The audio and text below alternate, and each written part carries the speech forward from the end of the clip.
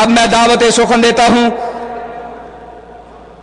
تنظیم اسلامی کے بانی مشہور اور معروف جناب ڈاکٹر اسرار احمد صاحب کو کہ وہ تشریف لائیں اور اپنے خیالات کا اظہار فرمائیں. جناب ڈاکٹر اسرار احمد صاحب.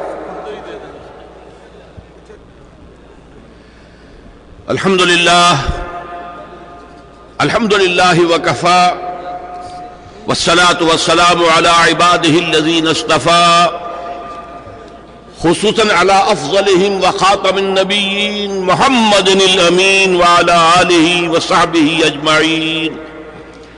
اما بعد فاعوذ باللہ من الشیطان الرجیم. بسم اللہ الرحمن الرحیم. فقد قال اللہ تبارک وتعالی كما ورد 3 مرات في القرآن هو الذي ارسل رسوله بالهدى ودين الحق ليظهره على الدين كله. صدق اللہ العظیم. رب اشرح لي صدری ويسر لي امری واحلل عقدۃ من لسانی یفقهوا قولی. محترم اور مکرم قابل احترام علماء کرام، خادمین ختم نبوت اور معزز حاضرین، السلام علیکم ورحمۃ اللہ وبرکاتہ.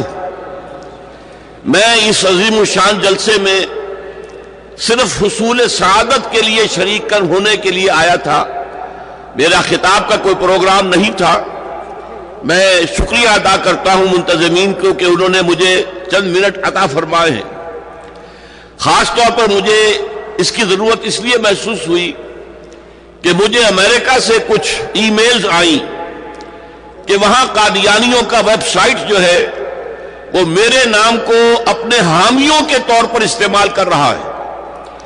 میں نے ان کا جواب دیا یہ بہتان ہے، جھوٹ ہے، افتراء ہے، بکواس ہے.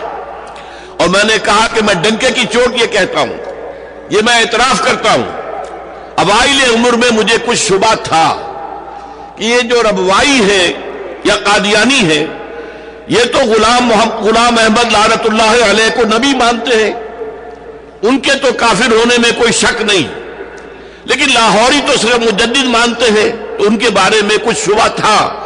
الحمدللہ بہت جلد وہ شبہ رفع ہو گیا تھا. اور یہ سب جو بھی علماء ہیں جنہوں نے بیڑا اٹھایا ہوا ہے ختم نبوت کو عام کرنے کا، یہ انہی کے طفیل ہوا ہے کہ وہ ہدایت مجھے نصیب ہوئی. اور میں آج ڈنکے کی چوٹ کہہ رہا ہوں، آج سے نہیں 40 برس سے کہہ رہا ہوں کہ قادیانی، خواہ وہ قادیانی تھا یا ربوائی ہے یا لاہوری ہے، جو بھی کسی درجے میں، نبی تو دور کی بات ہے، مجدد دور کی بات ہے، مسیح موعود دور کی بات ہے، اگر اس غلام احمد قادیانی کو مسلمان بھی مانتا ہے تو وہ دائرہ اسلام سے خارج. اور یہ ہر نوع کا قادیانی جو ہے دائرہ اسلام سے خارج ہے، اس میں کسی شک و شبے کی گنجائش نہیں ہے.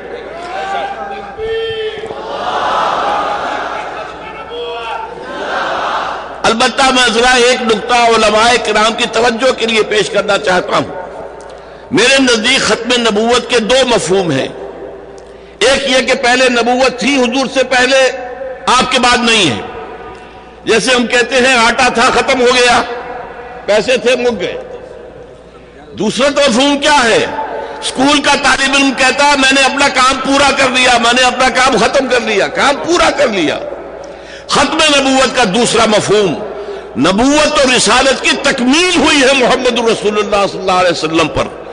محض ختم نبوت میں فضیلت کا پہلو نہیں ہے، فضیلت کا پہلو ہے تکمیل نبوت، تکمیل رسالت. اس موضوع پر میری بعض قادیانی نوجوانوں سے گفتگو ہوئی. میں نے ان کے سامنے ایک دلیل رکھی، کیونکہ غلام احمد قادیانی نے جو گمراہی شروع کی تھی، پہلی بات اس نے یہ کہی تھی کہ وہی تو رحمت ہے، وہی بند کیسے ہو سکتی ہے. اور یہ کہ سلسلہ جاری ہے. اس سے آگے اس نے اپنے جو ہے دعوے شروع کیے. میں نے اس سے کہا دیکھو مجھے بتاؤ کیا قرآن میں ہدایت مکمل ہو گئی ہے یا نہیں؟ کہنے ہو گئی. میں نے کہا دوسرا سوال کیا قرآن محفوظ ہے یا نہیں؟ کیا محفوظ ہے. میں نے کہا پھر بتاؤ منطقی دلیل کیا ہے، پھر وہی کی ضرورت کیا ہے؟ ہدایت مکمل ہو گئی، الہدا آ چکی. یہی وجہ ہے کہ تورات میں بھی اگرچہ ہدایت بھی تھی، قرآن کہتا ہے اِنَّا أَنزَلْنَا التَّوْرَاةَ فِيهَا هُدًى وَنُورٌ. اس کی حفاظت کا ذمہ اللہ نے کیوں نہیں لیا؟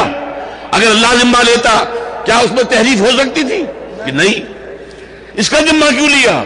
اس لیے کہ وہ تو ابھی انٹرم پیریڈ کے لیے ہدایات اللہ دے رہا تھا. الہدا، the guidance, the total guidance, the complete guidance, the eternal guidance ابھی آنی تھی، لہذا اس کی حفاظت کی گئی ہے، سابقہ کی حفاظت کی ضرورت ہی نہیں تھی. پھر دین کامل ہوا. الیوم اکملت لکم دینکم واتممت علیکم نعمتی، یہ اتمام، تکمیل. اور یہ جو فرمایا آپ نے انما بعثت لاتمم مکارم الاخلاق، مجھے اس لیے بھیجا گیا ہے کہ اخلاق کی بلندیوں کی تکمیل کر دوں. اکمال ہو، تکمیل ہو، اتمام ہو، تتمیم ہو، یہی تو الفاظ ہیں جو محمد رسول اللہ کے لیے استعمال ہوتے ہیں. یہ تکمیل نبوت کے بعد ایک سادہ سے آدمی سے بھی پوچھئے، ایک گلاس لبالب بھر گیا ہے پانی سے، اب کون سا پانی ڈالو گے؟ کہاں ڈالو گے؟ اب اس کے اندر کسی پانی کی گنجائش نہیں ہے. ہدایت خداوندی، اليوم اکملت لکم دینکم واتممت علیکم نعمتی. اور نعمت کیا ہے؟ نعمت ہدایت. اس لیے کہ دنیا کی کوئی شے نعمت نہیں ہے جب تک کہ نعمت ہدایت ساتھ نہ ہو. صحت نعمت نہیں ہے اگر ہدایت نہیں ہے، اس لیے کہ غنڈہ گردی کرو گے، اپنی صحت کو غلط استعمال کرو گے. دولت نعمت نہیں ہے اگر ہدایت نہیں ہے، عیاشیاں کرو گے، بدماشیاں کرو گے، اور تم لوگوں کے اوپر دولت کا دھوس جماؤ گے، اسراف و تبذیر کرو گے. لہذا نعمت ہدایت، اس کے ساتھ ہر شے نعمت ہے، وہ نعمت کامل ہو چکی محمد رسول اللہ پر. اس کی حفاظت کا ذمہ لے لیا اللہ تعالیٰ نے ابد الآباد تک، اس کے اندر کوئی بھی تحریف نہیں ہو سکتی. ایک نقطہ صرف اور اجازت چاہتا ہوں کہ ہمیں یہ چاہیے کہ اس ملک میں نفاذ شریعت کی پوری تحریک کو پوری مضبوطی کے ساتھ کھڑا کریں. یہ قادیانی ناسور ختم نہیں ہوگا. پوری مغربی دنیا اس کی پشت پر ہے، یہودیت اس کی پشت پر ہے، چاہے پروٹیسٹنٹ عیسائی ہوں وہ بھی پشت پر ہیں، چاہے کیتھولک عیسائی ہوں وہ بھی پشت پر ہیں، چاہے ہندو ہوں وہ بھی پشت پر ہیں. اس کا ناسور جو ہے ختم نہیں ہو سکتا جب تک کہ مرتد کی سزا نافذ نہ کی جائے. جب تک کہ مرتد کو قتل کرنے کی سزا نافذ نہیں کی جائے گی یہ فتنہ پھیلتا جائے گا. آج بھی ہمارے ہاں پھیل رہا ہے، اندر ہی اندر دیمک کی طرح پھیل رہا ہے. لہذا ہمیں مطالبہ یہ کرنا چاہیے کہ شریعت کے مطابق جو مرتد کی سزا ہے وہ نافذ کی جائے. اسی سے در حقیقت سد باب ہو سکے گا، اسی سے یہ فتنہ ختم ہوگا، اسی سے سرکوبی ہوگی.